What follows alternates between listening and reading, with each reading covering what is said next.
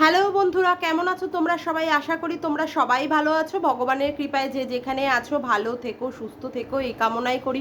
মামনের মনের কথাতে তোমাদের সকলকে সুস্বাগতম। আমিও খুব ভালো আছি। আবার আরেকটি নতুন কন্ট্রোভার্সিয়াল ভিডিও নিয়ে তোমাদের সামনে চলে এসেছি। আচ্ছা, গতকাল আমাদের দালাল কি বলল, যারা প্রাইভেটে স্কুলে চাকরি করে, অর্থাৎ যারা প্রাইভেট স্কুলে চাকরি করে, তাদের 5-6টা পিরিয়ড নিতে হয়, মানে ক্লাসের পিরিয়ড নিতে হয়। নেওয়ার পরে তাদের কি পয়সা দেয়, তাদের পয়সা দেয় হচ্ছে ওই 3,000-এর মতো। সবচেয়ে মানে তোকে একটা কথা বলি, তুই তো অর্ধশিক্ষিত না, তোকে অর্ধশিক্ষিতের দলেও ফেলা যায় না, তুই কোনো শিক্ষার শিক্ষিত নয়। বিশেষ করে যারা ইংলিশ মিডিয়ামে টিউশন করায়, প্রাইভেট স্কুলে যেগুলোতে জব করায়, যদি তাদের বিএড থাকে, তাদের মাইনে এখন 10,000-এর ওপরে হয়ে গেছে। তুই এটা জানিস না। আসলে কি বলতো, তুই বাড়ির মধ্যে বসে বসে সমস্ত ইনফরমেশানগুলো কি করে পাবি? গুগল তো আর সব ইনফরমেশন দিয়ে দিতে পারে না। আর ব্যাপার হচ্ছে কি, যে যারা হায়ার ক্লাসগুলো নেয়, যারা হায়ার ক্লাস বলতে 8, 9, 10, 11 এরকম হায়ার ক্লাসগুলো নেয়, তাদের মাইনে আরও বেশি হয়। কথা বুঝলি? আমি নিজে ইংলিশ মিডিয়ামের স্টুডেন্ট পড়াই। দাঁড়া, তোকে একটু দেখাচ্ছি, দাঁড়া। এই দেখ, এটা হচ্ছে ক্লাস 7-এর সায়েন্স বই, এটা হচ্ছে ক্লাস 6-এর সায়েন্স বই, এটা হচ্ছে ক্লাস 5-এর সায়েন্স বই, এটা হচ্ছে ক্লাস 3-র সায়েন্স বই। আচ্ছা, ব্যাপার হচ্ছে যে এখন আমাদের গরমের ছুটি, গরমের ছুটিতে আমাদের এই সমস্ত সায়েন্সগুলো এখন তৈরি করতে হচ্ছে। এবার স্কুল খুললেই আমার আবার 8, 9, 10, ঠিক আছে, এই 3টের আমার পেপার তৈরি করতে হবে বাড়িতে বসে। আমি এই কটা পেপার রেডি করছি, গরমের ছুটিটা খুললেই আমি আবার স্যাম্পল মানে বইগুলো নিয়ে আসবো, নিয়ে এসে তৈরি করব। জানিস তো, এই ইংলিশ মিডিয়াম স্কুলগুলোতে চাকরি করতে গেলেও কিছু যোগ্যতার দরকার হয়, ঠিক আছে, কিছু যোগ্যতার দরকার হয়, এলিজিবিলিটিটা প্রচুর দরকার হয়, এবং সেখানে স্পোকেন ইংলিশের পাওয়ারটাও দরকার হয়, যেটা তোর নেই। কারণ তুই প্রচণ্ড পরিমাণে ভুলভাল ইংলিশের প্রোনাউন্সিয়েশন করিস। তুই সন্দীপকে টিটকারি মারিস, কিন্তু তোর যে মানে একদমই যে তুই ইংলিশে কাঁচা, তুই তো বাংলাই কাঁচা, তুই তো বাংলা ঝড় বানানকে বয়শূন্য র লিখেছিলিস। যাই হোক, আবার শখ বানান কি বললি? দন্ত শখ হ হয়। আমরা বাবার জন্মেও জানি না, তালিবর শখ হ, শখ মানে স্বপ্ন, যেটাকে আমাদের মানে মনের ইচ্ছা, শখ। যাই হোক, সেটা বড় কথা না। কথা হচ্ছে, এই সমস্ত ইংলিশ মিডিয়াম পড়লে তোকে কে বলেছে 3,000 টাকার মাইনে পাওয়া যায়? তোর যোগ্যতা আছে এই সমস্ত ইংলিশ মিডিয়াম স্কুলে তুই চাকরি করবি? আছে তো না। সেই জন্যই তুই মানে কি একটা কথাবার্তা বলে দিতে পারলি। আমি নিজে একটা ইংলিশ মিডিয়াম স্কুলের টিচার, আমি জানি। আমার সাবজেক্ট হচ্ছে সায়েন্স আর ম্যাথ, ঠিক আছে। যাই হোক, আর বেশি কিছু দেখাবো না তোকে, মানে যা দেখানোর আমি দেখিয়ে নিয়েছি। এবার বড় কথা হচ্ছে, তুই এই সম্পর্কে কি বললি? তুই নাকি বাড়িতে মানে স্টুডেন্ট পড়িয়েছিস প্রচুর প্রচুর, তার তো কোনো নমুনা পাই না আমরা। আমি তো তাও তোকে নমুনা হিসাবে স্যাম্পল পেপার দেখিয়ে দিলাম। তুই মাইনে নিয়ে এত কথা, আসলে কি বলতো, তোর সকালবেলায় ঘুম থেকে যে উঠে যে ভিডিওটা শুরু হয়, আর রাত্রে যে যাওয়ার সময় যে ভিডিওটা শুরু হয়, সেটা হচ্ছে খিস্তি দেওয়া ভিডিও, বুঝেছিস? এবং পরপুরুষদের আর মহিলাদের চরিত্রগুলোকে নোংরা থেকে নোংরায় টেনে নিয়ে আসার তোর মানে ক্ষমতা। সেই মানে টিচার কি করে হবে, সে টিউশন কি করে পড়াবে, সে ইংলিশ মিডিয়ামের টিচার তো হওয়ার তার যোগ্যতাই নেই, তার সেরকম এলিজিবিলিটিটাই নেই। তার কথা ওই খিস্তি মারা কিছু ভিডিও করলেই তো তার রেভিনিউ জেনারেট হবে। সেই ইংলিশ মিডিয়ামে স্কুলের পড়ানোর ক্ষমতা তার মধ্যে নেই। দেখ, কালকেও তুই রাতের বেলা যে ভিডিওটা করলি সীমাদির গোষ্ঠীর পুরো তুষ্টি বাজিয়ে দিয়ে, সীমাদির বরকে বলছিস কি হাফগান্ডু, মাতাল মাতাল, ঠিক আছে। দেখ, তোর বরের পয়সা বা তোর পয়সায় কিন্তু সীমাদির বর খায় না মদটা, কিন্তু তোর সেখানে তার বরকে টেনে নিয়ে এসে কথা বলতে হচ্ছে। এখন সীমাদি যদি তোর বরকে টেনে নিয়ে এসে কথা বলে, বলবি খুব সাহস, খুব আসপর্দা। কেন রে? পরের পুরুষকে, পরের বাড়ির স্বামীকে ধরে ধরে তুই টেনে টেনে এনে কথা বলবি, তার বেলায় কোনো অসুবিধা হবে না। তোর স্বামীটাকে ধরে এনে টেনে কথা বললে খুব গায়ে লেগে যাচ্ছে না? খুব গায়ে লেগে যাচ্ছে। তাহলে এই সমস্ত কথা যখন শুনতে পারিসই না নিজের স্বামীর সম্পর্কে, তাহলে পরের লোকের স্বামীর সম্পর্কে নিয়ে কি করে এই সমস্ত কথাবার্তা বলিস? ওর স্বামী মানে সীমাদির স্বামী তো আর তোকে কিছু কথা বলেনি, বা সে ভিডিওতেও আসে না, সে কোনো জায়গাতেই আসে না, সেইভাবে সে আসেই না। তাহলে তাকে নিয়ে তুই টেনে কথা কেন বলছিস? কেন বলছিস? আর বাবা তোর কত শক্তি না, তুই কি বলে ইপসিতা দিকে থুতনি বরাবর মারবি, সীমা দিকে তুই এমন মারবি ওর চর্বি খসিয়ে দিবি। এই তো রোগা হাত পা, ওই তো সরু সরু হাত পা যেখানে হাড়ের কোনো শক্তিই নেই, তাই না? হাড়ের কোনো শক্তি নেই, কিছুর শক্তি নেই, সেখানে তুই কি করে এত সাহস দেখাস রে? মানে ওই পিজির ঘরটার মধ্যে, রুমটার মধ্যে বসে বসে তুই যা খুশি তাই বলতে বসিস, তাই না? হ্যাঁ শোন, একটু ভেবে চিন্তে কথা বলিস। কারণ কি বলতো, তুই যদি অন্যান্য পুরুষদেরকে নিয়ে বা অন্য মহিলাদের স্বামীকে নিয়ে কথা বলিস না, তাহলে তোর বরটাকেও না এই মুখের ভাষা দিয়ে, চাঁচাছোলা ভাষা দিয়ে পুরো উলঙ্গ করে দেবো, বুঝেছিস? সেটা তুই ভেবে চিনতে তারপরে পরের স্বামীদের দিকে বা পরের পুরুষের দিকে তাকাস। তোর স্বামী তো তোর বউকে, মানে তার বউকে বিক্রি করে খায়। যে বলো বলো তুমি অমুকের লোকের বান্টুতে বসবে, অমুকের লোকের ক্যাকটাসে বসবে, কোনো লজ্জা নেই। স্বামীর সম্পর্কে সামনে বসে বসে বলিস, আর তোর স্বামী সেগুলোকে নির্দ্বিধায় হজম করে। টাকা, হ্যাঁ টাকা, টাকার জন্য তুই যা খুশি তাই বলিস, আর তোর স্বামী বলে হ্যাঁ বিক্রি হ বিক্রি হ। আসলে তোর থেকে তো মাল পাওয়ার কিছু নেই, তোর থেকে পাওয়ার কিছু নেই। তুই অবশ্য মানে গতকাল রাতের ভিডিওতে বললি তোর বয়স নাকি 35। ও মা, আর কত ঢপ দিবি রে? 35? তোর এখন 43, বুঝলি? তোর এখন 43, 35 মারাচ্ছে, 35। আর কত লুকিয়ে লুকিয়ে রাখবি নিজের বয়স? আর কত লোককে এপ্রিল ফুল বানাবি?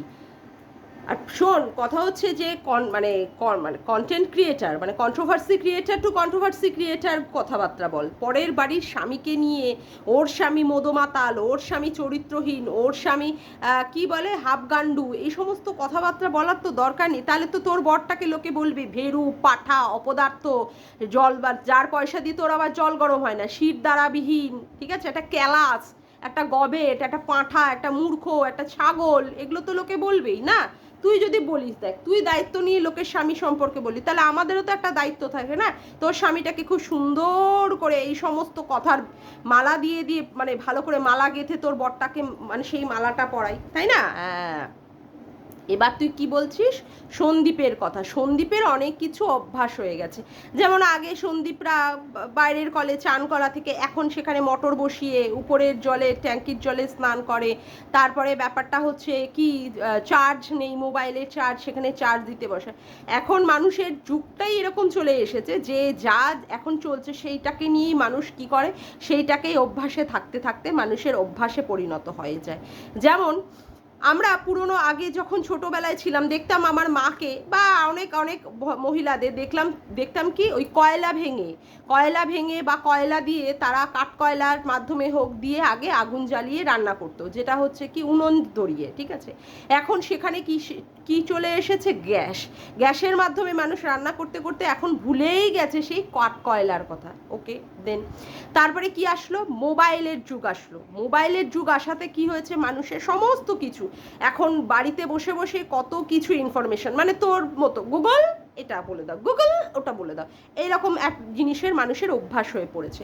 তারপরে কি হয়েছে, মানুষ তারপরে এখন এসি, এত গরম, মানে এই যে টেম্পারেচার 42-43 ডিগ্রি টেম্পারেচার উঠে যাচ্ছে সব জায়গায় মোটামুটি। মানে আমরা কোনোদিন এরকম টেম্পারেচার দেখিনি। হার্ডলি যদি টেম্পারেচার উঠতো 36, 37, 38 হায়েস্ট, বা 39 যদিও যায়, কিন্তু 40 পেরিয়ে গিয়ে 40 পেরিয়ে গিয়ে 42, 43 এইরকম যে টেম্পারেচার উঠছে, এটা মানুষ কোনোদিনই দেখেনি। সেই জন্য এখন কি হয়ে দাঁড়াচ্ছে, মানুষের বাড়িতে কম্পালসারি এসি হয়ে দাঁড়াচ্ছে। আগে মানুষের বাড়িতে সেই রকম ফ্রিজই ছিল না। মানুষ আগে কি করতো, কুজো, মাটির কুজোতে জল খেত। সেই জল খেতে খেতে তারপরে কি হলো, তারপরে মানুষের মানে কাছে খুব ফ্রিজ চলে আসলো। সেটা মানুষের কেনার একটা ক্ষমতার মধ্যে পড়ে গেল যে হ্যাঁ তাদের ক্ষমতা আছে, সেখানে একটা ফ্রিজটা অ্যাভেলেবেল।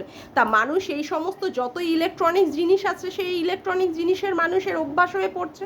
এটা তো স্বাভাবিক কথাই, কারণ মানুষ যত আধুনিক হচ্ছে, মানুষের এই সমস্ত জিনিসের চাহিদা বলো, মানুষের এইগুলোর প্রয়োজনীয়তা বলো, মানুষের এইগুলো দৈনন্দিন জীবনে মানে ডে টু ডে লাইফ, সেইগুলোর মানুষের মধ্যে একটা হয়ে পড়ছে, মানুষের তার সঙ্গে একটা ওতপ্রোতভাবে জড়িত হয়ে পড়ছে। এখন মানুষের, আমরা তো মানে মানে ঘুমানোর সময়ও ফোনটাকে আমাদের মাথার কাছে নিয়ে শুই। আগে ঘুম ভেঙে আগে ফোনটার দেখি। আগে তো আমাদের এরকম যুগ ছিল না। যে সময় আমরা পড়াশুনো করেছি সেখানে ফোন কোথায়, আমার মনে পড়ে 2008-এ যখন আমি মানে গ্র্যাজুয়েশন কমপ্লিট করলাম, তখন আমার মা আমাকে ফোন কিনে দিল। সবার হাতে ফোন।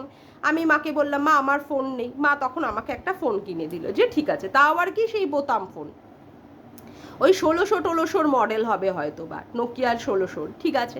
তারপরে দেখলাম কি লোকের কাছে বড় বড় ফোন আসলো বাবা, তখন আবার ফোল্ডিং ফোন ছিল, ফোল্ডিং ফোন। তারপরে আস্তে আস্তে এখন আবার স্মার্টফোন চলে আসলো, তারপরে এখন তো আরও বেশি আইফোন চলে আসলো, তাই না? তো মানুষ যত এই সমস্ত কিছু আরও মানে মানে দিন বদলাচ্ছে, মানুষ নিজেদের টেস্ট বদলাচ্ছে, সেখানে মানুষ তার সাথে ব্যবহার করতে করতে অভ্যাসে পরিণত হয়ে যাচ্ছে, এটা তো সহজ স্বাভাবিক কথা। কিন্তু সেখানে বউকে এনে টেনে কথা বলাটা, যে বউকে অভ্যাসের মধ্যে পরিণত করতে হবে, এটা তো ঠিক নয়। আজকে যদি সন্দীপ এই ঘটনাগুলো ঘটাতো, হ্যাঁ, আজকে যদি সন্দীপ এই ঘটনাগুলো ঘটাতো, সত্যিই কি গামলা সেই সন্দীপের করা এই সমস্ত অন্যায়গুলো মেনে নিত? না, মেনে নিত না। এমনকি যে দালাল গুথোপা, তুই নিজে যে সমস্ত কথাগুলো বলছিস না, আজকে তোর বর সেই জায়গায় করবে না, তোর বিশ্বাস আছে। আজকে যদি তোর বরও যদি এই ধরনের কাজ করতো না, তাহলে তুইও নিজেকে এই ধরনের কাজে মেনে নিতে পারতিস না, তোর বরকে সাপোর্ট করতে। তুই বলছিস সংসার মাঝে থাকতে গেলে অনেক অনেক অশান্তি হয়, অনেক অনেক মেনে নিতে হয়, হ্যাঁ, অনেক অনেক অশান্তি হয়, অনেক অনেকভাবে মেনে নেওয়া যায়। কিন্তু কোনো স্বামী স্ত্রীর সম্পর্কের মধ্যে যদি থার্ড পার্সেন্ট এসে ঢুকে যায়, এবং সেখানে যদি স্বামী স্ত্রীর মধ্যে একটা সন্দেহ বা একটা যদি ভালোবাসায় যদি কোনো রকমের বিচ্ছেদ পড়ে, তবে সেই সংসার আর হয় না। এটা স্বাভাবিক কথাই। আমরা ছোটোবেলায় মনের মধ্যে করে এই সমস্ত মানে ভালোবাসা, স্বপ্ন, বিয়ে হবে, বা আমরা স্বামীদের বা স্বামীরা আমাদেরকে মানে মহিলাদেরকে ভালোবাসবে, কিন্তু সেখানে যদি সেই ভালোবাসায়, সেই বিশ্বাসের জায়গায় যদি একটা থার্ড পার্সেন্ট এসে ঢোকে, সেই বিশ্বাস বা ভালোবাসা আর কখনোই থাকে না। একটা ভালোবাসা, কিন্তু তোর ক্ষেত্রে ব্যাপারটা আলাদা। তুই এত আন্টু বান্টু শান্টু ক্যাকটাসে বসবি, বা কারোর ছেলেকে মিস ইউ লিখে বলছিস, ভাগনার প্রতি এত ভালোবাসা, ভাগনা চলে যাওয়াতে হাউমাউ করে কাঁদছিস, ভাগনাকে সামনে নিয়ে আর বান্ধবীর ছেলেকে সামনে নিয়ে দুজনকে দাঁড়িয়ে নিয়ে তুই কেক কাটছিস, এতে করেও তোর বরের কোনো কিছু হয় না, তার মানে তোর বরের কি বলতো পুরুষাঙ্গটাই নেই, আদৌ নেই বলেই সেই জন্য তুই আবার কি করতে বসিস, প্রত্যেকের পুরুষাঙ্গ টেস্ট করতে যাস, বুঝেছিস? কার বান্টু ছোট, কার বান্টু কার্যকর, কার বান্টু সক্রিয়, এই সমস্ত খুঁজতে বেরোস। এটা তো স্বাভাবিক কথা। কিন্তু কথা হচ্ছে সত্যিকারের পুরুষ আর সত্যিকারের মহিলা যদি হয়ে থাকে, কখনোই সেই পুরুষ তার মানে বউয়ের ব্যভিচার জীবনটাকে বেছে মানে মেনে নিতে পারে না। আবার মহিলাও যদি সেই রকম হয়ে থাকে, কোনো পুরুষের এই ধরনের মানে পর স্ত্রীর বা পর মহিলার দিকে আকৃষ্ট হয়ে থাকবে, বা সংসারের মধ্যে এরকম একটা প্রভাব পড়বে, কোনো মহিলাই সেটাকে সুন্দরভাবে মেনে নিতে পারে না। এটাই নিয়ম, এটাই হয়। সেখানে তুই কি করে বুঝবি? আসলে তোর তো পরকীয়াটাতেই মন। বিয়ের আগে তুই একটা পরপুরুষের বরে মানে পরপুরুষের, হ্যাঁ, একটা বিবাহিত পুরুষের প্রেমে পড়েছিলিস, তাই না? কি সুন্দর প্রেমে পড়ে তার সাথে বেশ সুন্দরভাবে প্রেমও মজিয়ে নিয়েছিলিস, হ্যাঁ। সেজন্য তুই এখনো পর্যন্ত মানে ওই যে চাহিদাগুলো, তোর সুপ্ত চাহিদাগুলো রয়ে গেছে, যেটা তুই ওই পরপুরুষ বা বিবাহিত পুরুষের দ্বারা মেটাতে পারিসনি, সেই জন্য তুই এখন এই সমস্ত মহিলারা যারা পরকীয়া করছে, যারা পরপুরুষে আসক্ত, তাদেরকে তুই আরও বসে বসে সাপোর্ট করিস। কারণ কি, তোর ওই খিদেটা তো এখনো পর্যন্ত রয়ে গেছে, তোর সেই খিদেটা এখনো রয়ে গেছে বলে তুই এইটাকে সাপোর্ট করতে পারিস। কোনো ভদ্রঘরের বউ এটাকে সাপোর্ট করতে পারে না। তোর ওখানে অবশ্য একজন কমেন্ট করেছে, আমিও সেটা দেখলাম, যে আমার স্বামীও যদি এটা করতো তাহলে আমিও মেনে নিতে পারতাম না। তুই সেখানে বললি এখানে লোকের মেন্টালিটি নির্ভর করে। হ্যাঁ, তোর মতো মহিলারাই এই সমস্ত কথাবার্তা বলবে। কারণ কি বলতো, তুই আদৌ সত্যিকারের মহিলা কিনা, ফিজিক্যালি মহিলা কিনা সেটাও একটা সন্দেহ, মেন্টালি একটা মহিলা কিনা সেটাও একটা সন্দেহ। তোর মতো মহিলারাই এই ধরনের কথাবার্তা বলবে। কারণ কি বলতো, যাদের স্বামীদের প্রতি কোনো মনই নেই, কোনো নজরই নেই, কারণ অন্য কোনো মহিলাকে বলতে হচ্ছে যে তোর স্বামীর প্রতি তোর সেই রকম কোনো ফিলিংস নেই, তারাই এইগুলোকে সাপোর্ট করতে পারবে। যারা সত্যিকারের তার স্বামীকেই ভালোবাসে এবং স্বামীকে নিয়েই সারা জীবন চলতে চায়, শুধু শাখাপলা হাতে ওই শাখাপলা পড়ে থাকলেই যে ভালো স্ত্রী বা স্বামীর প্রতি কর্তব্য পরায়ণা বা স্বামীকে প্রচণ্ড পরিমাণে ভালোবাসে, এটা প্রমাণিত হয় না। স্বামীর প্রতি লয়াল থাকে, এবং স্বামী যদি সেখানে বোঝে যে হ্যাঁ সত্যিই তার স্ত্রী লয়াল, তাহলে সেইখানটা সম্পর্কটা টিকে যায়। কথা বুঝলি? আর তুই প্রত্যেকের স্বামীর সাথে তোর নিজের স্বামীটাকে গুলিয়ে ফেলিস কেন? তোর স্বামী ভেরু বলে, তোর স্বামী অপদার্থ বলে তুই যা যা কাজ করছিস তোকে সেইগুলোকে সাপোর্ট করে নিচ্ছে, যেহেতু তোর বরের পয়সা ইনকামটা কম বলে, তার জন্য তুই সন্দীপকে এসে একই ফর্মুলাতে ফেলে কেন সেখানে মানে সন্দীপকে ক্যালকুলেট করার চেষ্টা করছিস? সন্দীপ এগুলো পছন্দ করে না তো, আর সত্যিই তো সে করতে কি করে পারবে? তার বউ সেক্স চ্যাটের মাধ্যমে অন্য পরপুরুষকে তার নিজের শরীরের চাহিদা, নিজের শরীরকে সে বিক্রি করছে এবং সমস্ত শরীরের খাজানাগুলোকে দেখাতে বসছে। সেখানে কোনো পুরুষ যদি সত্যিকারের আসল সত্যিকারের স্বামী হয়ে থাকে, কোনো পুরুষ যে সেটাকে মেনে নিতে পারবে না, এটাই স্বাভাবিক কথাই, এটাই স্বাভাবিক কথা। তোর স্বামী, তুই তোর স্বামীর পাশে বসে বসে অন্য পরপুরুষের ক্যাকটাসে বসবি, বা তুই কারোর বান্টুতে বসে বসে দিল্লিতে যাবি, এই তারপরে কারোর ছেলেকে তুই মিস ইউ লিখবি, তাই না? তো এইগুলো যে তোর স্বামীর মতো সব স্বামীরাই মেনে নেবে, সেটাকে কেন আবার মনে করছিস? আজকে তুই বলছিস যে ওর স্বামীর মেনে নেওয়া উচিত ছিল, হ্যাঁ, ওর স্বামী নাকি ওকে মানে কোনো রকমের সুযোগ দেয়নি। এটা বারংবার বলতে বলতে আমিও ক্লান্ত হয়ে যাই, তুইও শুনতে শুনতে ক্লান্ত হয়ে যাস যে মানে সন্দীপ কিন্তু ওর বউ চলে যাওয়ার কিছু দিনের মধ্যে, 4-5 দিনের মধ্যে কিন্তু ভিডিও করে ওর বউকে ডেকেছিল। ওর বউ কিন্তু নিজের দায়িত্ব সহকারে বলেছে ভিডিওর মধ্যে যে তার মুখটা, ভিডিও না কমিউনিটির মাধ্যমে যাই হোক, তার মুখটা না দেখালে নাকি ওর বাড়িতে টাইলস বসবে না। সেখানে তোর বউ নিজেই আসতে চায়নি, সেখানে আবার সন্দীপ তাকে কী সুযোগ দেবে? ও সুযোগ দেওয়ার মানে তুই বলতে চাইছিস সন্দীপ ওর মাকে নিয়ে যদি না সংসার করতো, মাকে তাড়িয়ে দিয়ে ওর বাবাকে নিয়ে আর ছেলেকে নিয়ে আর বউকে নিয়ে সংসারটা করলে, তাহলে তোদের মনে মানে তোদের কথা মতো তাহলে সন্দীপ প্রচণ্ড ভালো ছেলে, সন্দীপ ওর বউকে সাপোর্ট করেছে, মানে বউ যাই কিছু করেছে বউকে সাপোর্ট করে মেনে নিয়েছে, তাহলে ঠিক হতো। মানে যেহেতু সন্দীপ মেনে নেয়নি, আর কোনো সেই রকম পুরুষ হলে তার মাকে কিছুতেই ছাড়তে পারে না। তোর বরের মতো নাকি যে কি আর বলবো, বউ যা বলছে তাতেই নেচে কুদে হেসে হুসে সব মেনে নিচ্ছে, এমনকি উপরে মা বাবার কাছেও পর্যন্ত যেতে দেখি না ছেলেটাকে, যে হ্যাঁ মা বাবার কাছে পর্যন্ত যায়। মা বাবাটা কেমন আছে, বেঁচে আছে না মরে গেছে, সেটাও পর্যন্ত তোর বর খবর নেয় না। আজকে সন্দীপ সেই জায়গাটা করছে না বলে সেই জায়গাতেই তোর আপত্তি। এরকম কোনো ছেলেই হয় না যে তার মা বাবাকে, আর ভালো ছেলে হলে তো মা বাবাকে ছেড়ে দেওয়ার কথা তারা ভাববেই না। শিলা দেবীর মধ্যে তো আমি কোনো কিছুই দেখতে পাই না যে তার মধ্যে এই জায়গাটায় কোনো খুঁত আছে। সারা দিন মহিলাটা পরিশ্রম করেছে, সেখানে নিয়েও গামলার তাকে অসুবিধা। আসলে তার উপস্থিতিতে, শিলা দেবীর উপস্থিতিতে তো গামলা এই ধরনের ল্যাটার মাছ নিয়ে খেলতে পারবে না, তাতেই অসুবিধা। আর এটা কি বলছিস, ওই শরীর বিক্রি করাটাকে, যেটাকে হোয়াটসঅ্যাপের চ্যাটের মাধ্যমে সেক্স চ্যাট করাটাকে, ওটাকে তুই পরকীয়া মনে করিস না। না না না, ওটা পরকীয়া না, ওটা এমনি ওই কি বলো চুপ কিত কিত কিত কিত খেলা না। হ্যাঁ আসলে তুই তো খেলেছিস, তুই তো তোর ভাগনার সাথে খেলেছিস, তারপরে ওই ললিতার বাড়িতে ললিতা যখন না থাকতো তার ছেলের সাথে গিয়ে গিয়ে খেলার চেষ্টা করেছিস। সেই ফ্ল্যাটের লোকেরা আবার ললিতাকে বলে দিয়েছে, মানে তোর বান্ধবীকে, হ্যাঁ বলে দিয়েছে না, সেইগুলো তুই খেলার চেষ্টা করেছিলিস, যেটাতে তুই আবার সফল হোসনি। আবার ভাইকেও ডেকেছিলিস খেলবি বলে, কিন্তু ভাই আবার তোকে পাত্তা দেয়নি। ভাই আবার সুন্দর করে গুছিয়ে তোর সম্পর্কের কথাগুলো আবার সবার কাছে বলে দিয়েছিল। কি অবস্থা! বউকে মেনে নিতে হবে, ওই রকম একটা মানে মহিলা যে কিনা ঘনায় গিয়ে থাকছে, ঘনায় ঘোড়া রস আস্বাদন করছে, তারপরে তার দোকানে বসে বসে দোকানদারি করছে, তারপরে তীর্থ করার নাম করে মধুচন্দ্রিমা করে আসছে, এই রকমের বারবনিতে একটা মহিলাকে মেনে নিতে হবে। কি যুক্তি! বারে বাহ, কি যুক্তি! সংসার বাঁচানোর এই হচ্ছে যুক্তি। তোর বরটাকে একটু বল না, এই ঘোড়ামুখী, তোর বরটাকে বল যাতে করে এরকম করতে তুই আবার মেনে নিবি। তুই করবি, তোর বর মেনে নেবে, এটা স্বাভাবিক কথাই, কারণ তোর বরের কোনো পার্টস নেই, তোর বরের কোনো যোগ্যতা বা পার্টস নেই। কিন্তু আমি বলছি তোর বরকে বল, অবশ্য তোর বরের দাঁত দেখে ঠিক আছে কোনো মেয়েই পড়বে না, এটাই হচ্ছে দুর্ভাগ্যের বিষয়। তবে বল না তোর বরকে এই ধরনের কাজ করতে, দেখ তুই আবার মেনে নিতে পারিস কিনা, তাহলেই আমরা বুঝবো হ্যাঁ তুই যা যা কথা বলেছিলিস সব তোর কথার মধ্যে দম আছে। কথা বুঝলি কিনা? বড় বসে গেছে।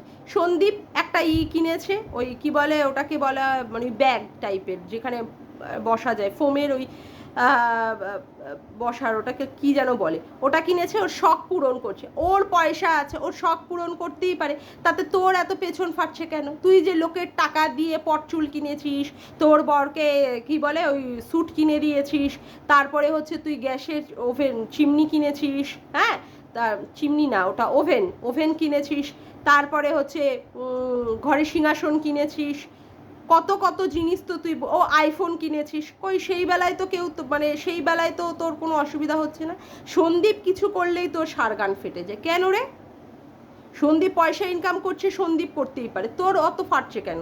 আর সন্দীপের বাচ্চাটাকে নিয়ে ওইখানে যে সন্দীপের বাবা বসে বসে কাজ করছে, চোখে মুখে না লেগে যায়, সেটা তোর ভাবতে হবে না, ঠিক আছে? সন্দীপের বাবা সে যথেষ্ট বুদ্ধিমান এবং সে যথেষ্ট কর্মঠ, সে নিশ্চয়ই তার নাতিকে দেখে রাখতে পারবে। আর সেখানে সন্দীপও আছে, আর সন্দীপের বাবা কি কাজ করছে না করছে সেখানে তুই বলছিস ওর বাবাকে খাটিয়ে খাটিয়ে মারছে। আরে বাবা চুপ মার না, একটু চুপ মার, চুপ মার একটু। সন্দীপ জানে কাজ করতে, আর ওর বাবাও জানে যে তার কতটুকু কাজ করতে হবে। তাদের বাড়ির লোকের থেকে তোর চিন্তাটা একটু বেশি পড়ে যায় সব ব্যাপারে, সবার ঘরে। অথচ তুই যে তোর নিজের শ্বশুর শাশুড়ির ঠিক মতো যত্ন করিস না, দেখাশুনো করিস না, শ্বশুরের ওপরের জায়গায় গিয়ে মানে উপরের দোতলায় গিয়ে তাদের সঙ্গে যে সাক্ষাৎ বা তাদের সাথে যে কথাবার্তা বলা, সেগুলো যে ক্যামেরার মধ্যে বন্দি করে সেইগুলো দেখাতে পারিস না, তুই আবার পরের সংসার নিয়ে বলতে বসিস। একটু চুপ মার, যত সব হাবি যাবি কথাবার্তা। যাক গিয়ে আজকের মতো ভিডিওটা আমি এখানেই শেষ করলাম। আমার ভিডিওটা যদি তোমাদের ভালো লেগে থাকে তবে অবশ্যই একটি লাইক করো, কমেন্ট করো, শেয়ার করো, আর চ্যানেলটিকে বেশি বেশি করে সাবস্ক্রাইব করে রেখো, আর অল নোটিফিকেশান বেলটিকে অন করো এরকম নতুন নতুন ভিডিও পাওয়ার জন্য। আজকের মতো আসি বন্ধুরা, আবার দেখা হচ্ছে একটি নতুন ভিডিওর সাথে। বাই।